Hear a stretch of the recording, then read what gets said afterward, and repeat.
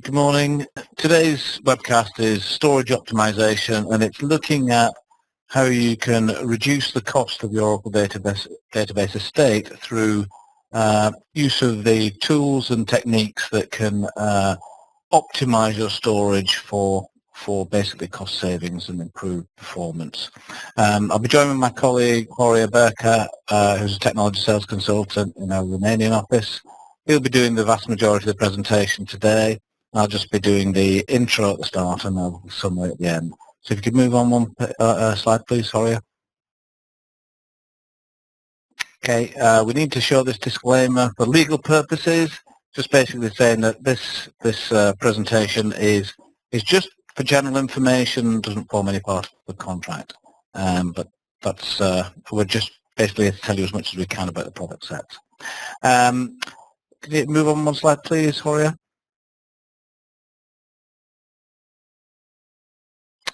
Okay, so what we'll be covering today, we'll start off by looking at why storage optimization. What is it that makes organizations want to even consider optimizing their storage? We'll be then looking at how we actually do that optimization of the storage, what tools, what techniques we have for optimizing the storage within the Oracle database environment. And finally looking at the justification. What can we do to help justify from a business context why you would take the time and effort to look at this storage optimization techniques and cost justify them. And finally, just a little summary at the end to go over what we've been discussing. Next slide, please, Horia.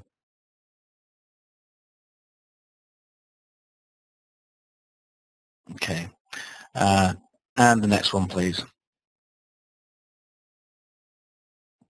Okay, so from a database storage requirements perspective, historically, databases have been deployed for many, many years now, Oracle databases, and initially that was always done with separate servers, with separate independent storage, usually some kind of large SAN environment, or more typically recently a large SAN environment. Previous to that, obviously, direct attached storage, but the limitations of that quickly made way to SANs. In any case, we have very large SANs as typical deployments against standard servers. As newer versions of the database were released, integration with storage became a lot stronger, and it gave us an opportunity to look at making a much more efficient and optimized approach to the storage. So we could introduce things like ASM, Automatic Storage Management, where we looked after the storage and avoided a lot of the pitfalls that were associated with managing storage within large SAN environments. Mistakes people made with things like raw devices and stuff like that.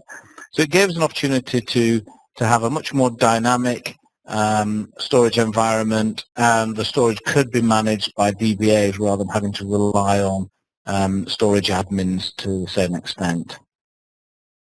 If you move on. Finally, structured and unstructured data growth has been accelerating rapidly over the last few years.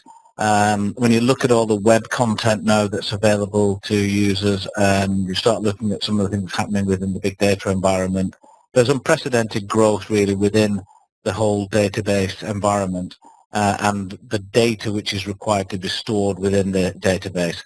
So storage optimization becomes key for an awful lot of organizations. You just can't keep on buying storage ad infinitum. You need to do something about it to ensure that the storage you have is being optimized for best use. And there are a number of techniques which we'll discuss now which can look at how we can help to maximize the storage resources that you have and to enable those to be more performant and more reliable. Next slide, please, Horia. Okay, so in terms of the data growth, we've got to support fast-growing amounts of data. There's a huge explosion in online access and the content that gets produced through that online access. We've also got things like compliance, regulations, SOX compliance, etc., legal requirements that mean you have to hold data for longer periods of time. You know, if you're a comms company, you have like 7 years in which you've got to hold data for legal requirements for police being able to get at data records, etc. We need to manage the data growth, though, without affecting performance. If you just left data to grow willy-nilly, then what you'd end up with is a system that over time grew slower and slower. So we have to do something to manage the data without impacting performance. And we have to manage that data without keep growing costs. There is a finite amount we can spend on storage associated with database.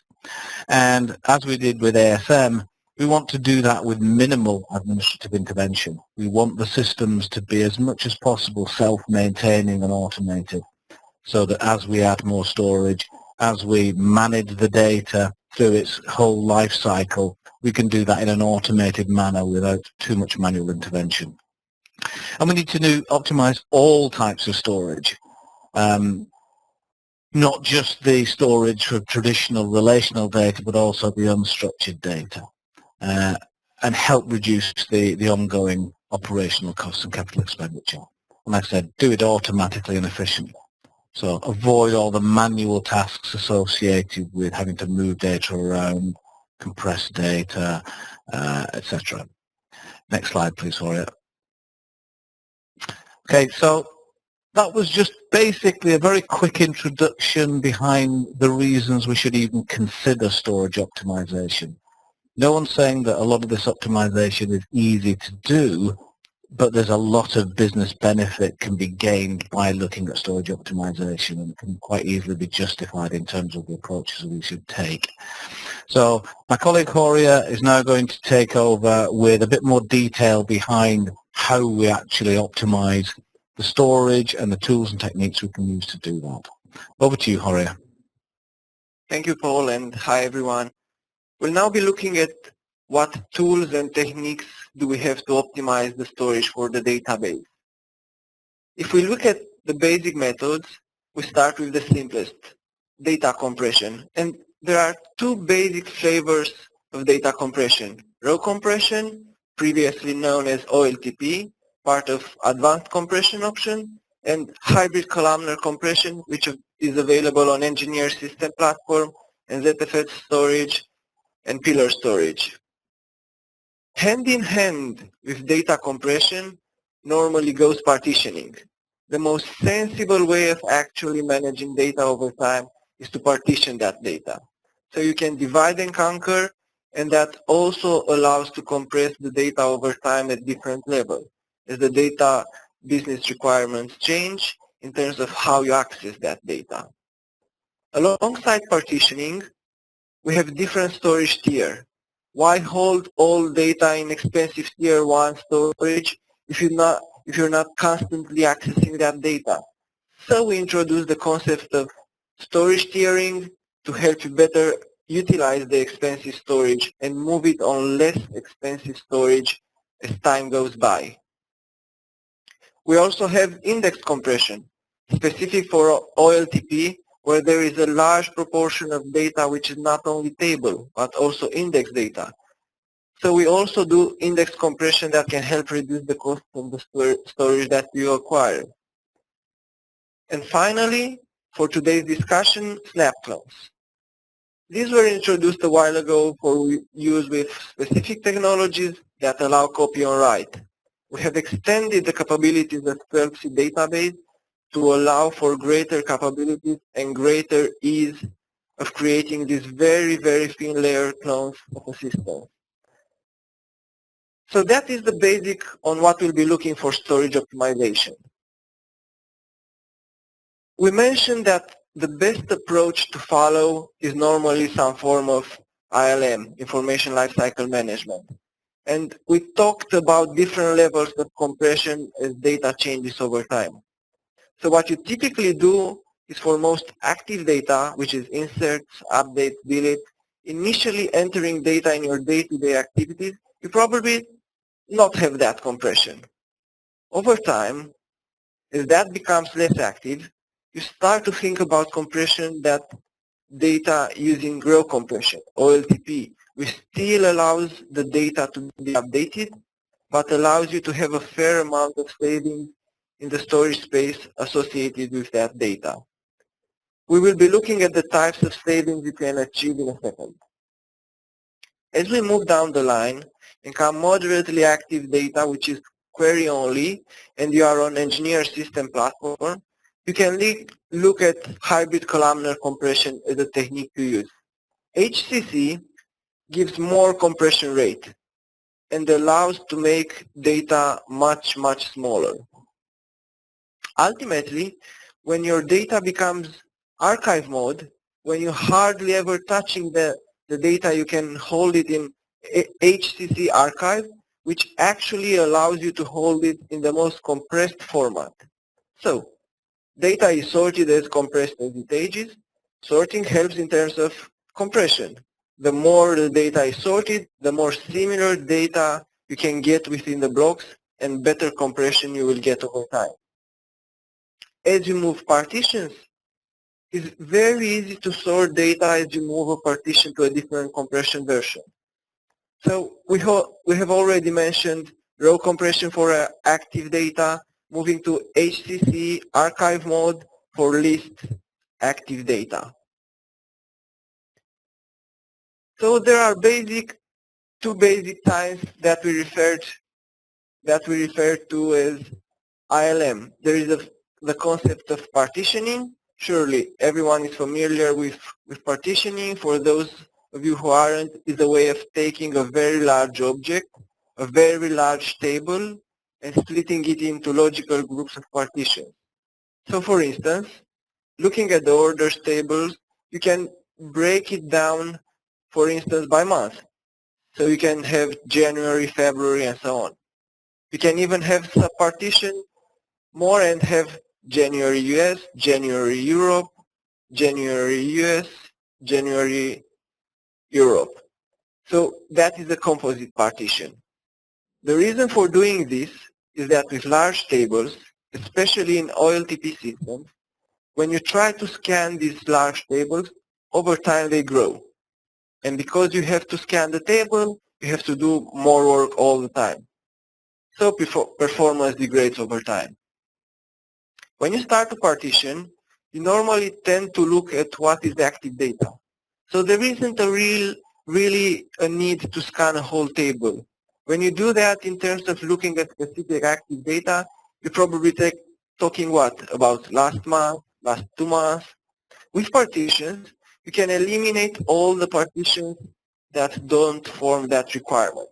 So you are cutting down a big amount of work. So on a normal scan, you are looking at the most active, probably the last month worth of data. It doesn't matter at how many months you have in the orders table. You're only looking at the last month of data. So performance doesn't degrade over time. And there is one important thing, and that is completely transparent to the application. The application doesn't know anything about how the data or underlying data is being split. It just sees one table named orders. So you are maximizing performance and maximizing manageability as you are able to move these partitions around databases and compress them in different levels and different types. Or you're able to move them to different storage tiers. So very simple techniques, but very useful. The next thing we are going to talk here about is ILM, is row compression. Used to be known as OLTP block compression. It's a way of holding the data within a block in a compressed format, but still allows you to do active work on that data.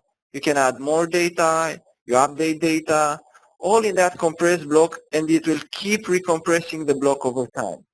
It helps to reduce the amount of data in each block, and it actually gives you performance benefits. You think about this whenever you're accessing a single block of data, you're bringing back more, so that will be less I/O. So for systems which are I/O bound, any kind of compression is a real benefit. And if we take a concrete example of that and look at our internally e-business suite data, for example, we achieved an overall database storage savings of about 3 times. So 1/3 of that much data within our EBS database with compression techniques. So maximum 4 times compression on table, 2 times on index compression, 2.3 times index times compression large objects. So we saved 95 terabytes of storage. And indeed, our systems are very large and they are not small at all. And the point here is that is not just your primary production system that you make savings on. Think about how many standbys you have, how many test environments, how many development. What about QA and backup? Every time you're compressing that data and having copies of that data around, you are making savings. So there are huge potential savings, not just on the production system, but across the board. And if we look at some of the business flows within those applications, then the testing shows there was no regression. The performance was exactly the same as it was in many cases, but in the cases involving full scans, because we are compressing the data, because we will do less I/O, and the fact we won't have to uncompress the data on some of the engineer systems, and be able to look at this data in the compressed format and be able to scan the data. We can see it compressed. We move it across the network compressed. We hold it in the SGA compressed. So the savings are across the board. A lot of these queries show significant performance speed up because of that reduction in I/O. But advanced compression does not just have raw compression as part of the suite of capabilities. It also does backup compression, as we said. We are not only saving on the production, we are also saving on the backups. Either if we are doing data pump backups or RMAN backups, when we compress those backups, we can also compress the large object using secure files. We can also deduplicate those. So, for example, if you have duplicate within secure files in your environment, we can deduplicate those and greatly reduce the amount of data we are holding. And finally, redo transport. When you're actually shipping the redo logs, those can also be compressed. So if you are network bound on your redo and trying to maintain the production and the standby system together, then redo transport compression can be a really good benefit. And as your data starts to age and you start to look at data turning into query only, or in fact rarely query, but is there just for archival purposes? On the engineer system platform on ZFS, you can look at using hybrid columnar compression. Hybrid columnar compression is a way in which we group data together and then compress it to a column level rather than just row compression. It enables us to get much higher level of compression. So the query mode, it talks about 10 times compression, while we've seen from everything from very commonly 7, 8 times compression on query mode up to 15, 20 times with archival mode. We're talking about 15 times compression typically, and we tend to find that being true. We even seen 50 times compression on certain data type, which seems hard to believe, but is actually quite easy to achieve depending on the types of data you are dealing with. And again, if we are looking at the same e-business suite database and we look at some of the tables and we're looking at what sort of compression we have achieved with ACC versus OLTP, we can see some examples here. With archival high, the overall compression was 23 times. So it's a massive reduction in the amount of data that you are holding. Only around 4% or so of the original size. And the largest table was 52 times compression of archival. You probably want to read a lot of that data. It's not all archival data, but even with query high, we got the 15 times overall compression, and for the largest table, that was 35 times. So we can see that is 4 times the data volume, the compression that you're going to achieve with query high versus row compression. But with row compression, you can still update the data. You can still hold it compressed but deal with it as standard data. So each have a place within the life cycle of data, from the date you are updating it to the date that you barely touch it. Now you have to make certain business decisions about when you move the data, when you move the data between tiers, when you compress the data. So what we have introduced in 12c to help make those business decisions are the heat maps.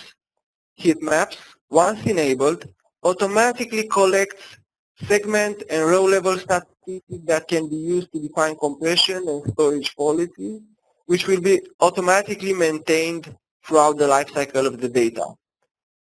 Heat map allows us to understand how the data is being used. Is it being read? Is it being updated?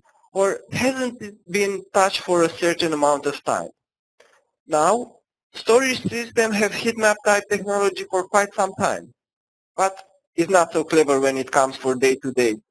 So a storage sysadmin will see that the data is being read, that the database knows it's being read only to do a backup.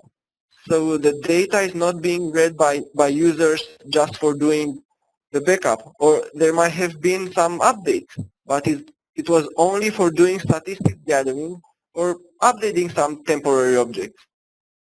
So these are things where the data is not actually being manipulated by application or end users. It's background tasks. As database owners, we understand the difference between proper access by application or users versus some kind of background task which access and doesn't really show that the data was used. Because we know that, we can help to identify and drive automation of the process of moving the data using this information lifecycle strategy. So prior database 12c, you had to build some kind of scripting of when to move your data, how to move it, where to move it. Move it from this table space to this table space. With 12c, we introduced automatic data optimization, which uses the information from the heat maps to determine what happens with the data, and then we use policy-driven commands on the table to move the data around. Use columnar compression if specific partition hasn't been modified in the past 90 days, or use row compression if it hasn't been modified in the past 30 days. So these are straight policies which can be added to the tables, and then in the background, the tables will automatically follow these policies as data changes over time, if the data hasn't been modified.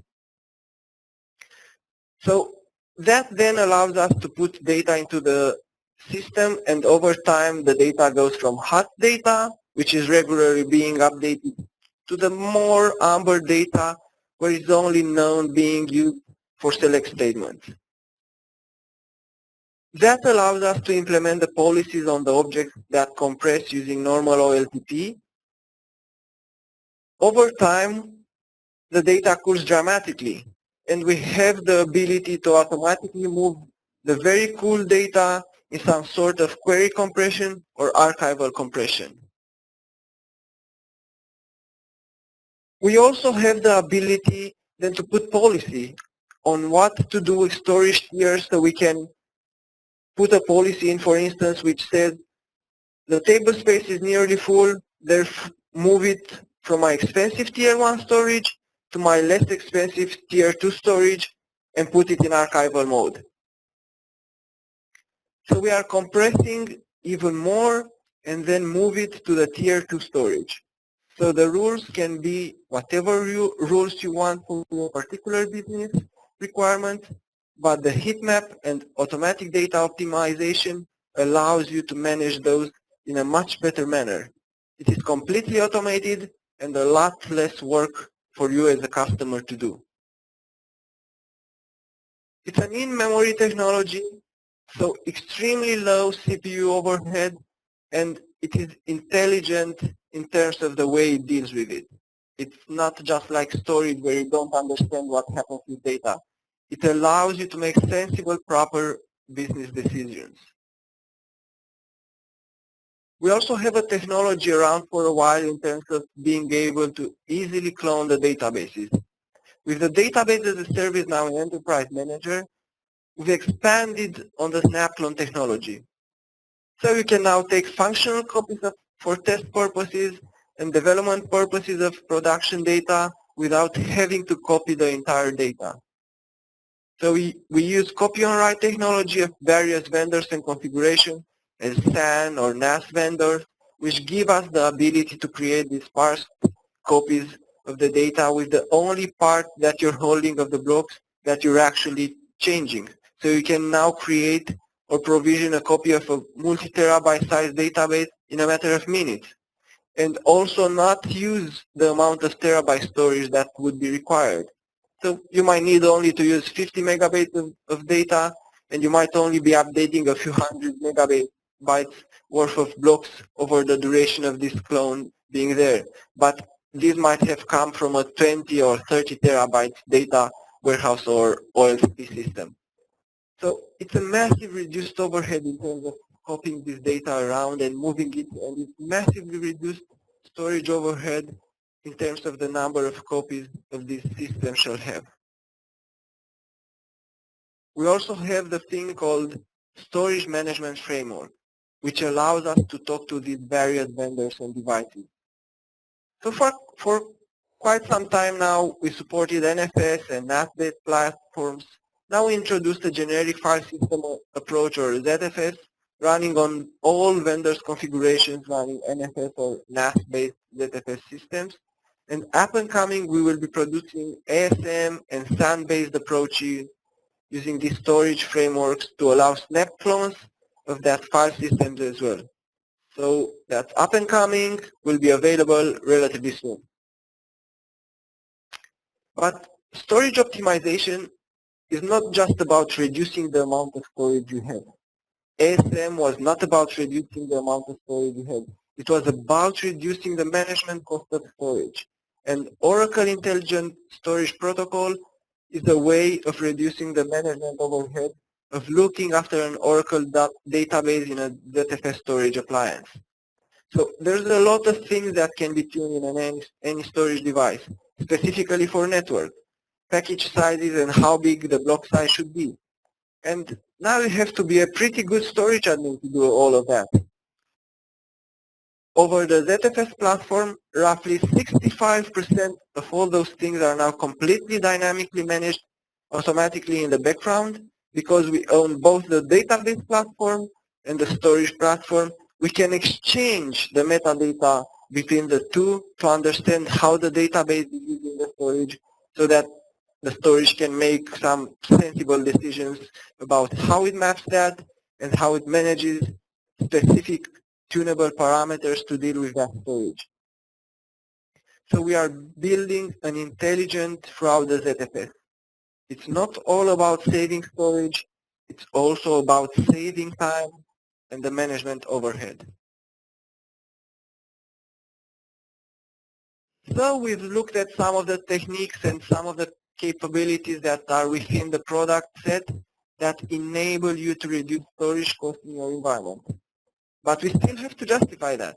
We have to understand why we should spend the money, what kind of benefits we are likely to see from doing this storage optimization task. And there are a number of tools available to help make these decisions, to help you have all the information support for the business case.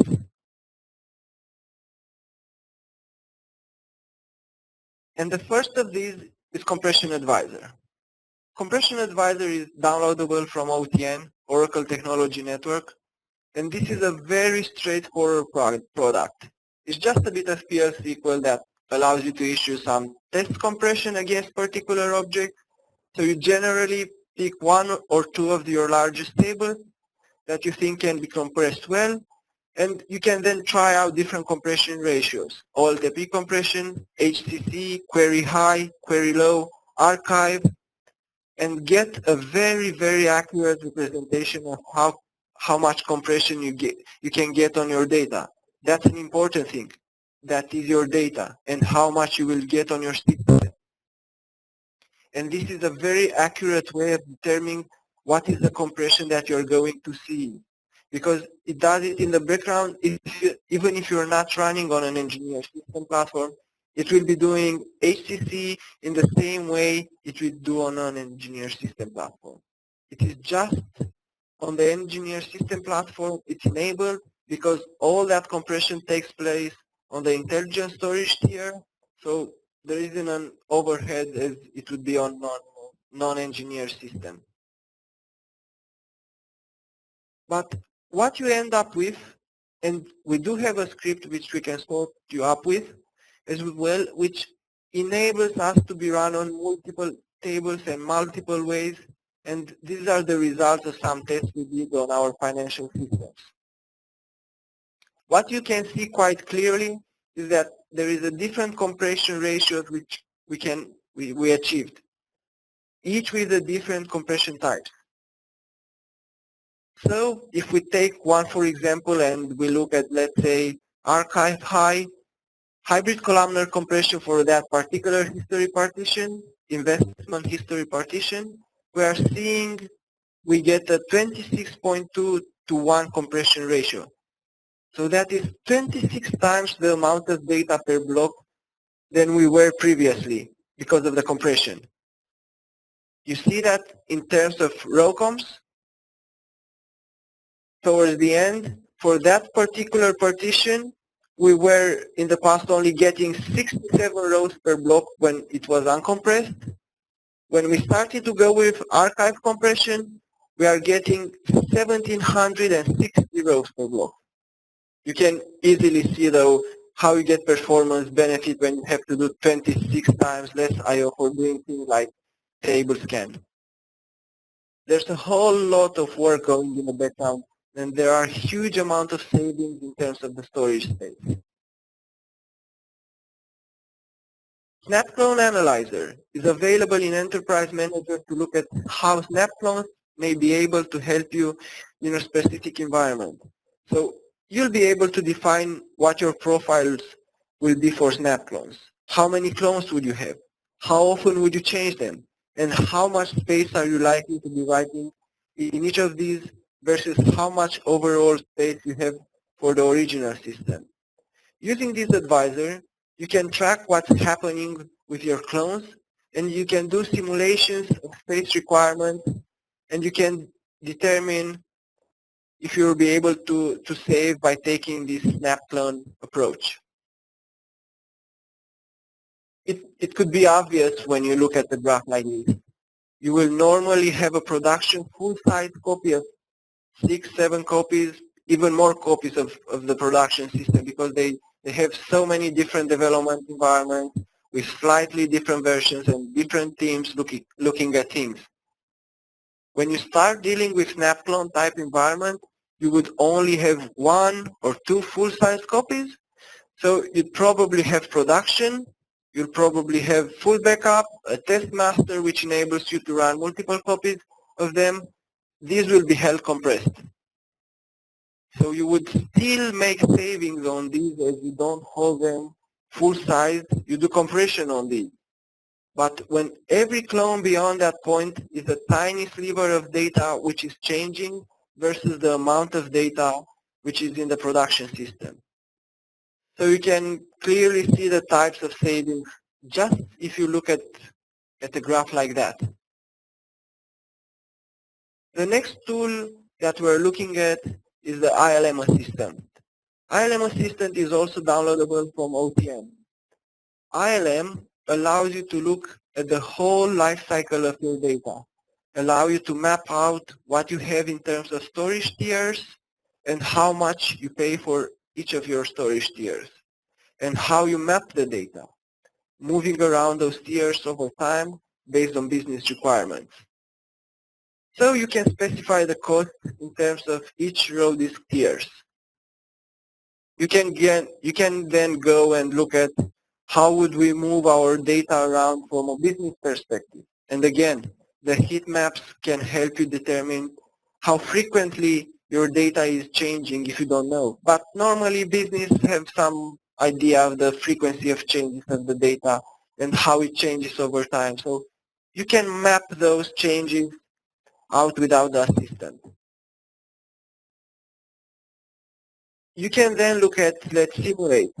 Given the data that we have, given the size of that data, given our business requirements, given how much data changes over time, and the cost of our individual tier, you can simulate exactly what savings you will achieve by taking different business approaches. By doing what-if analysis.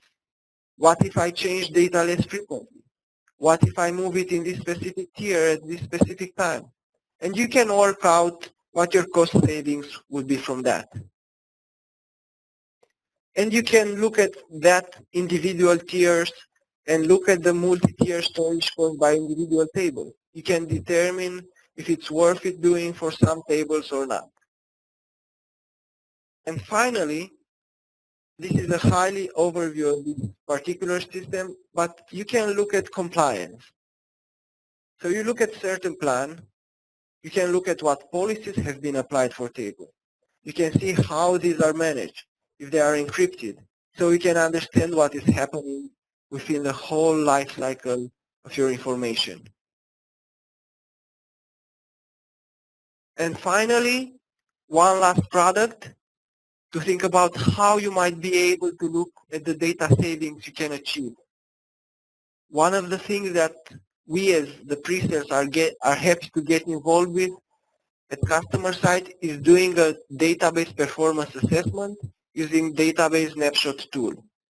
We can basically run some scripts looking at your system and looking at how your systems are currently sized, the types of data you have within those systems, and look at the way the data is changing or being added to those systems over time. So we can come up with a predictive analysis to what is your likely future risk. We can then take all that data and use it in the knowledge of the compression that we can achieve. We can then determine how much you're likely to achieve by looking at compression using row compression or hybrid columnar compression or combinations of both. And look at storage tier. That will give a fairly good understanding on where you are likely to be able to make savings and give you an overall picture of your database environment for those specific databases. So it's just a nice, quick way of giving the performance assessment and coming up with a few recommendations of the types of things you might want to do and the types of things you might be able to achieve. That is, we can send some scripts to you, work with you to achieve that from a pre-sales perspective. Okay, so for the summary, I will give it to Paul. Right, so we've just been looking at a number of things around the whole idea of storage optimization. Why bother? Well, obviously we've been through that, but the idea is that storage is growing at a massive rate and people really should be concerned about this because we can't just keep throwing additional storage at our environments willy-nilly. We need to be able to cut down the amount of storage we're using. We need to be able to better manage the storage that we have to allow the databases to continue to perform properly. And we need to do that in a manner which is both performant and optimized and automated wherever possible. So we've looked at some of the solutions to the overall problem. They involve some fairly classic Oracle techniques such as compression to reduce the volumes of data, partitioning to take a divide and conquer approach, which allows us not only to manipulate the data and manage the data better, but also get a lot better performance by avoiding data that we don't need to access.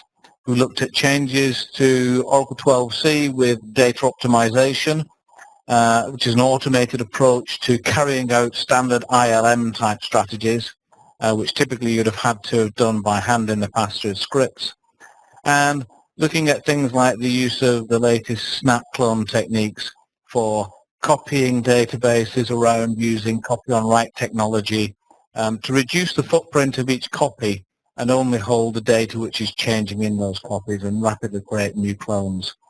Alongside that, we've looked at storage tiering, not keeping all of your data on the most expensive types of storage, but being able to move the data around in an automated fashion more lately in 12c, but to take advantage of the lower cost tiers for the data which is of least value or being accessed the least as you move forward. There's a series of techniques we then looked at which can help justify these and identify the likely cost savings that you're going to see through adopting these techniques. None of these things come for free. There's licensing costs, obviously, and there's implementation costs associated with them. So there needs to be some form of justification in order to make these changes. We've done a lot of this work with additional customers, and we've found that in the vast majority of cases, they can quite easily be justified when you start looking at the savings that can be achieved through using these tools and techniques. And we've covered the different types of tools that are available to do that. Before we close the call, I've actually got two or three questions come through on chat that we just need to cover off. And I would also ask anybody else, if we do have any questions, please put them forward on the chat line and we can deal with those now. Okay, the first one that was asked was, Horia mentioned Oracle ERP as an example of an application using compression. And the question was, do other applications, either Oracle or third parties such as SAP, support things like compression and partitioning? The answer is quite simple. Compression and partitioning are completely invisible to applications. Partitioning is just a technique that's used internally within Oracle to split an object down into multiple smaller objects. From an application perspective, they don't see any difference whatsoever in that table. It looks like any other table in any other database or any other database object. It just internally we can split that out and we can take advantage of that split in terms of avoiding access to data that we don't need to touch. Compression is the same kind of thing. The fact that it's held compressed within the database is completely irrelevant to the application. It just sees a database table with some data in it. And we can hold, as Horia has already presented, we can hold different parts of that object, different partitions of that object at different levels of compression, and the application sees no difference. And in fact, if you look at some of the larger applications such as SAP, Siebel, etc., Iron ERP, PeopleSoft, they're all applications which have identified specific objects, things like general ledger, etc., which can provide the most benefit when you look at compression and partitioning. We've got some extremely good benchmarks done by ourselves and SAP, which show the savings that can be achieved through using compression on specific SAP or ERP objects, and also list which objects are good candidates for things like partitioning as well. So the larger vendors have all identified specific objects in their systems, their applications, which would benefit most from the use of techniques such as compression and partitioning. They're completely independent, invisible, and should work with any third parties. The next question was, do you have to specify which objects are monitored by heat maps? Well, heat maps are a completely automated approach to monitoring data access.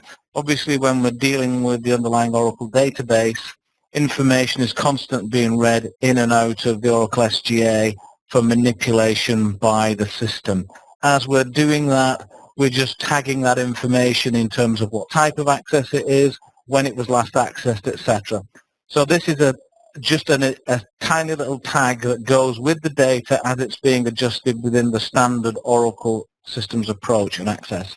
So it's an almost zero overhead, and it's completely automated. You do not have to say which object should be monitored and which shouldn't. It will happen in the background, and we just can then take advantage of that information which is being gathered anyway, and determine what we want to do around that information, how we want to use that data about access to specific objects.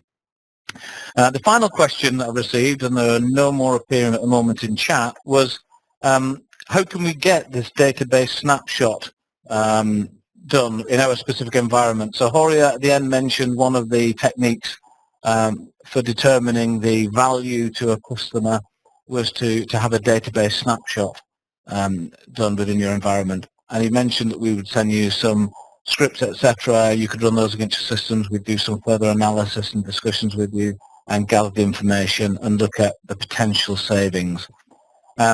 That's quite easy to achieve. You just really need to talk to your Oracle sales manager or account manager and just request that we carry out a database snapshot on your behalf.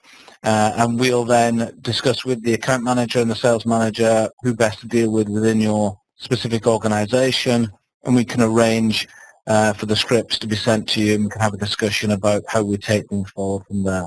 So if you want to look at doing a database snapshot, or you're interested in any of the other techniques or opportunities within your specific organization, please just contact your account manager or sales representative, and we can do that on your behalf. Okay. That's really it. There don't appear to be any other questions from anybody. Nothing coming through on chat at the moment. In which case, I'll just thank you all for your attendance today. I hope you've enjoyed this specific webcast on storage optimization. There are a series of webcasts which will be coming up, as Natalie mentioned, over the next few weeks, which are all listed on the Oracle Learning website. I encourage you all to take part in those and to see what else we've got to discuss with you. Thank you very much again for your attendance today, and we'll call the meeting to a close now. Thank you. Thank you.